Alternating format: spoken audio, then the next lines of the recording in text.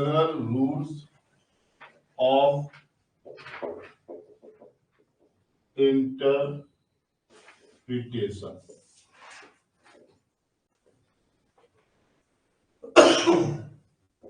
जिसको कहते हैं GRI।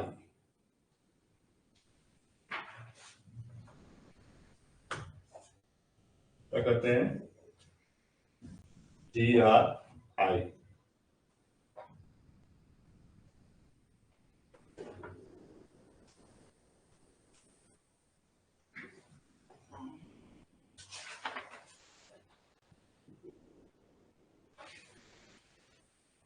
कहता है जब हम लोग रूल की बात करेंगे ना तो कहता है देयर आर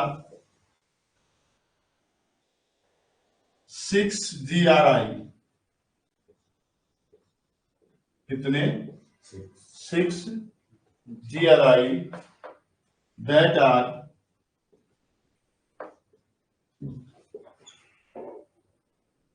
the single, बस इतना ही लिखो, देयर आर 6 GRI। जो हम लोग पढ़ेंगे कितने रूल पढ़ेंगे? 6 पढ़ेंगे, ठीक है ना? तो लिखना rule number 1,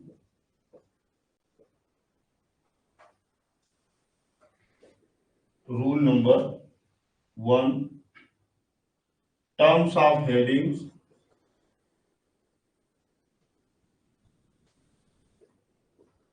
terms of heading, section, chapter notes.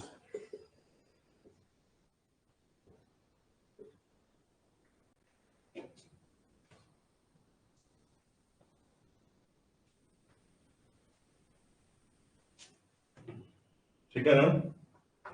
Section, terms of heading, section, chapter notes, और एक होता है ना एक्सप्लेनेटरी नोट्स।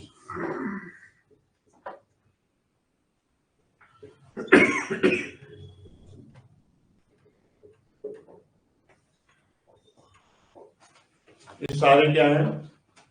मेन 3 कहता है, जैसे लिखा हुआ है कि चैप्टर 1 में लाइव एनिमल, तो केवल ये देख के सारे लाइव एनिमल वहीं मत डाल देना ना, क्योंकि जब नीचे पढ़ोगे चैप्टर का नोट्स और सेक्शन का नोट्स, उसमें लिखता है कि फिश को हम लाइव एनिमल नहीं मानते, जिसका क्लासिफिकेशन चैप्टर 3 में होगा। तो वही कहता है कि जो चैप्टर का जो रेफरेंस है ना, जो रूल 1 है, वो कहता है कि केवल ये है कि वो रेफरेंस बताया गया, लेकिन जो आपको क्लासिफिकेशन डन होगा वो कब होगा?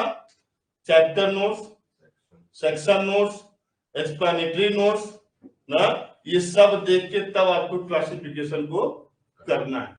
कहता है rule number 2, rule number 2,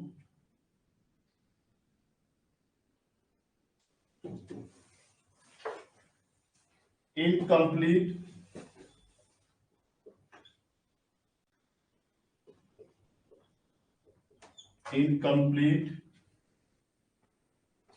or unfinished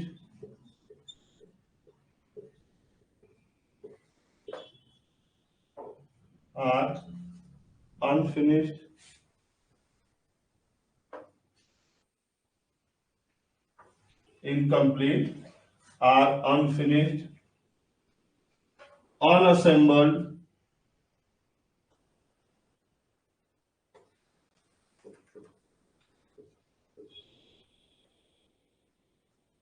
or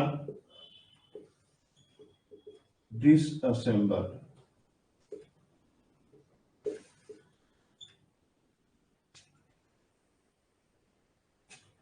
ये किसकी बात करता है? इनकम्प्लीट। किसकी बात करता है?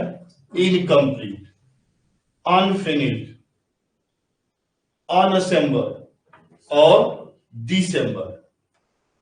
ठीक है ना? अब कहता है ना, इसी में जो रूल 2 है ना, उसको 2 पार्ट में डिवाइड किया गया है, मतलब समझने के लिए। कहता है हम मान लेते हैं ना, एक पार्ट है इसका, यही जो हम लिखे इनकम्प्लीट फर्स्ट पार्ट क्या हो गया इसका, ये हो गया, और सेकेंड पार्ट क्या हो गया इसका, ये हो गया। समझने के लिए जो हम लोग बात करते हैं, ये किसके लिए बात करता है, जब क्लासिफिकेशन होगा। अगर कोई सामान इसेंशियल कैरेक्टर, क्या हो जाएगा आपका आइटम, इसेंशियल कैरेक्टर को फुलफिल करेगा, तो हमेशा उसको हम मानेंगे कि कंप्लीट है। क्या मानेंगे हम, कंप्लीट। तो फिर उसका क्लासिफिकेशन कहाँ किया जाएगा, कंप्लीट आइटम में। कहाँ किया जाएगा, कंप्लीट आइटम में। Point clear. अब कहता है रूल नंबर 3। रूल नंबर 3 में 3 पार्ट है, अभी हम लोग डिस्कस करेंगे, बस वैसे मैं लिख रहा हूं। रूल नंबर 3 में, एक मिनट, सॉरी एक चीज मिस्टेक हो गया। ये रूल ना 2A है, और रूल 2B में पता क्या लिखा है, मिक्सचर आर कॉम्बिनेशन।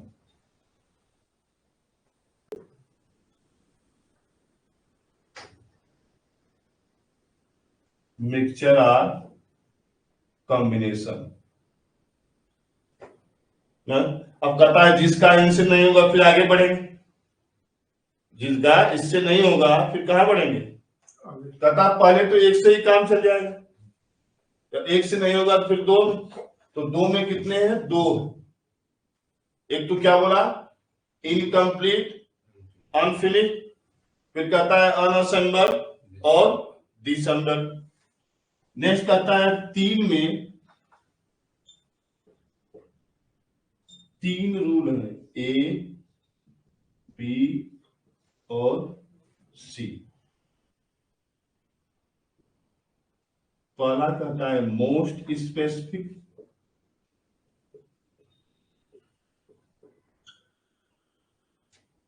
दूसरा कहता है इसेंशियल कैरेक्टर,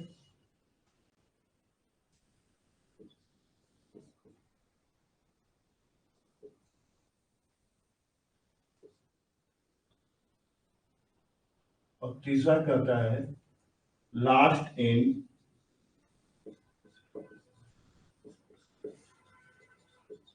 न्यूमेरिकल ऑर्डर।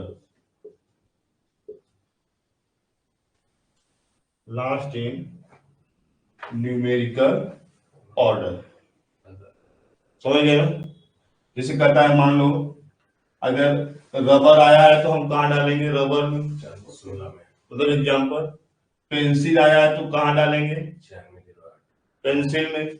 अब कहता है मान लो रबर के साथ पेंसिल आया है तो हम क्या देखेंगे, इसेंशियल ना। तो जब रबर के साथ पेंसिल आता है, मतलब रबर विथ पेंसिल, तो कभी भी उसको हम रबर नहीं बोलते, क्या बोलते हैं, पेंसिल ही बोलते हैं। क्यों, क्योंकि कंपोनेंट ही पेंसिल ज्यादा होता है। कहता है कंप्यूटर के साथ सॉफ्टवेयर आया है तो क्या कहोगे, इतना सामान मिलके मोबाइल बनता है तो क्या बोलोगे, तो कहाँ होगा, इसेंशियल ना। अब कहता है जैसे मान लो जहाँ पे एक ही चीज के, जैसे मतलब एग्जाम्पल में कहता है ना कि मान लो कोई आपका 2 टाइप की कन्वेंस क्लासिफिकेशन में लिखा हुआ, एक कन्वेंस यहाँ जाएगा, एक कन्वेंस यहाँ जाएगा। कन्वेंस इन द सेंस, एक होता है गुड्स, एक होता है पब्लिक। अब कोई ऐसी गाड़ी बन जाए जो दोनों में यूज हो, जो दोनों में यूज हो, अब उसका क्लासिफिकेशन कहाँ होगा, तो क्या कहता है, लास्ट इन न्यूमेरिकल ऑर्डर। कहां पे होगा, लास्ट इन न्यूमेरिकल ऑर्डर, वहां पे क्लासिफाई कर दो। Point clear. नेक्स्ट कहता है रूल 4,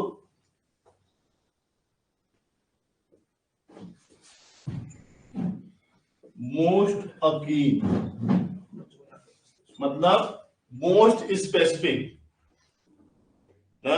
कहता है कुछ नहीं मिलता है तो फिर क्या देखोगे, अच्छा ये प्लास्टिक का सामान है, ये रबर का सामान है, या इसका काम क्या है, तो जिससे वो ज्यादा रिलेट करता होगा, जिससे ज्यादा वो रिलेट करता है। मतलब कोई ऐसा सामान आ गया उसका क्लासिफिकेशन आपको ढूंढने में दिक्कत ना, इट मीन आपको खुद सोचना है क्या होना चाहिए। तो कहते हैं हमेशा मेरिट का ध्यान रखो, अब जिससे ज्यादा रिलेट करता है वहीं पे उसका क्लासिफिकेशन कर दो।